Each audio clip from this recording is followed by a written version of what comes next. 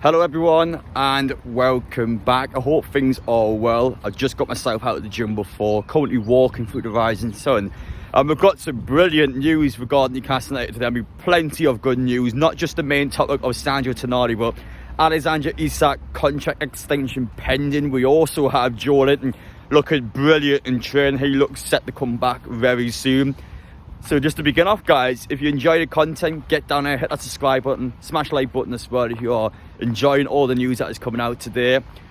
Just a heads up as well, if you guys like this sort of long take content when it's just me talking to the camera, you're not seeing anything in the background, let me know as well. Or do you prefer when there's plenty of videos and clips in the background so you guys are a bit more engaged? But just other than that though, let's just get straight into it. So the big one, Newcastle United announcement today about Sandro Tonali. So just to update, he's on Tonali, has two different bans. Now the first one being is the Italian FA. So the Italian FA has banned Sandro Tonali from October for 10 months based on activity he has done while playing for AC Milan. So any bets he has placed while he was playing for AC Milan.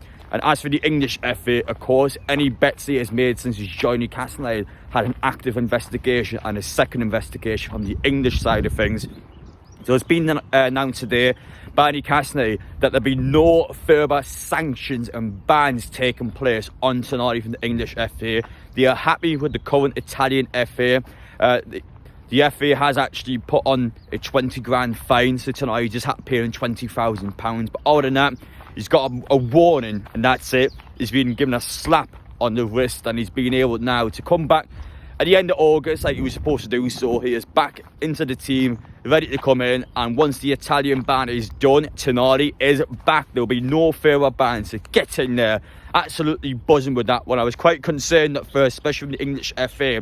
They normally do tend to be a bit brutal, but they clearly believe that Tonali has an addiction. They believe that his punishment already is fair, and in my personal opinion, yes, I'm a Newcastle fan, but let's be honest, the guy's already going to be out for 10 months. Does he need to be banned any longer?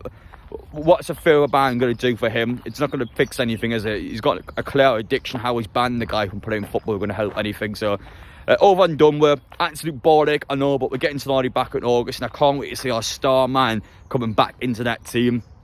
And just imagine this season if we did have Tonali, because again, we're basically in European football now. We're not far off it. We've done well domestically in the cups, and yes, we've had a tough time at the Champions League group, but let's be honest, it's one of the best group stages in the history of the competition. Newcastle have still got themselves there, and I mean, all honesty, it was just a lot of near moments where we could have potentially done more this season. But just imagine to have a full squad out there, don't have an injury crisis, don't have any suspensions, would be brilliant. I actually think we've got a serious team. Once we get a bit more squad depth in there, we'll be able to do that. And one of the key reasons why we have such a big team is players like Isak. Let's talk about him next, because, well, the positive news is that within the next month, it is expected that he will actually sign a contract extension to stay at Newcastle United. Now, it hasn't been confirmed yet.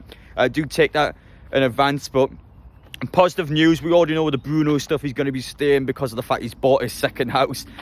This stuff as well, where he's actually got a release clause that expires at the end of June. So once it hits that end of June, we know he's not going. But for Isak, our second player, and probably the player that I think is going to be the most demand this summer, because it's quite hard to get a world-class striker like him. And you look at a team like Arsenal, they've got Jesus up front. I think he's garbage. So, but a team like Arsenal is obviously heavily rumored to a guy like Isak. You think, oh, is he going to jump ship and go to a team that's higher in the league table than Newcastle? But no, it sounds like obviously Isak's quite happy here. He's spoken quite highly of the football club in media reports, and whenever he gets a chance to do interviews, he's always quite positive. He's always happy where he is. And I do heavily think it depends on European football. I can't deny the importance of getting European football. You've got to get it every season to keep players like this. But once we get to that stage, I think Isak's going to stay, and it does sound like he's going to sign a contract extension, which is huge for us. And I'm absolutely buzzing to be saying now that within the next month, expect further announcements being made about that, and expect that Isak will actually sign a contract extension to stay at Newcastle, which I'm absolutely buzzing about, because he's such a good player, and he's already bagged 19 goals this season. He's warm off 20, which I expect him to do in the next couple of matches. But let's keep on it. Brilliant to hear about that. And as for further players as well, obviously we've got likes of Jordan, who's still recovering from an injury. So it sounds like he's doing quite well in training. I don't know exactly how close he is from coming back, but The rumour is that he could potentially be back this week, but if I had to put my money on it, I think the same as Trippier, Brighton next week. I'll call it that. I think he'll come back next week. I'm still not positive enough to say that it could be as soon as this week, but it does sound very good how his training's going. He's huge to get back. We know Kieran Trippier is currently out in Dubai now with a specialist, one-on-one time with a specialist to try and get back as soon as possible. He's been chalked in to return for the last 3, so he's supposed to be back for Brighton next week.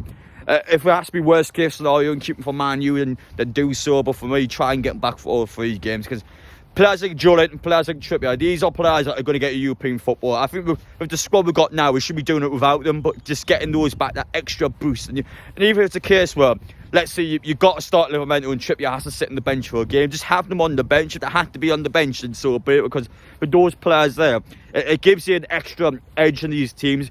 Burnley away and Brighton at home. There has to be 6 points under any circumstance, in my opinion. Burnley's an awkward game because, one, it's away, and Newcastle's away form is honking. We have a terrible away form.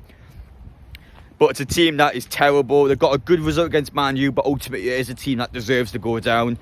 Brighton at home, a team that has an even more depleted squad. This has horrendous form.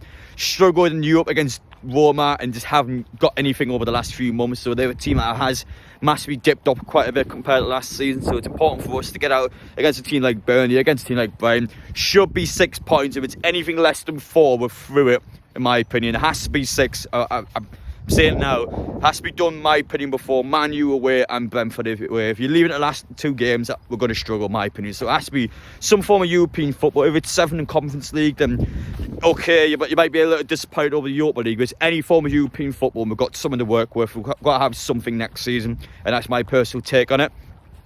But just before you finish things off, guys, anyone going to Australia, by the way, obviously I'm going there in 2 weeks' time now. I can't believe I'm saying that, 2 weeks until I go to the Aussies. But anyone that is going over there, any Newcastle fans out there, please do get in touch, because there's quite a few Newcastle United events that are going to be taking place. A lot of fan engagement events and events with excellent players and obviously legends of the club. So get in touch, and we'll be happy to sort you out or anything like that. But I appreciate you guys all watching anyway. You get a chance to do so, make sure you get yourselves out like this. I done an hour in the gym before, afterwards have a little walk around now, get a bit of shopping done and go back in the house. But I'm absolutely buzzing with the news today. I'm very happy to hear that obviously Isak set to sign a new contract. Sounds very close to happening, so keep an eye out on that. Stuff with Tonali is huge as well, so just those extra edges that we need.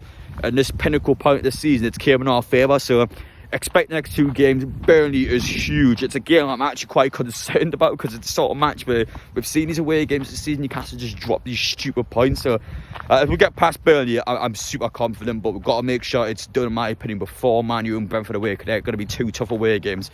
So for us to get it done now, has to be next 2 matches, my personal opinion, 6 points.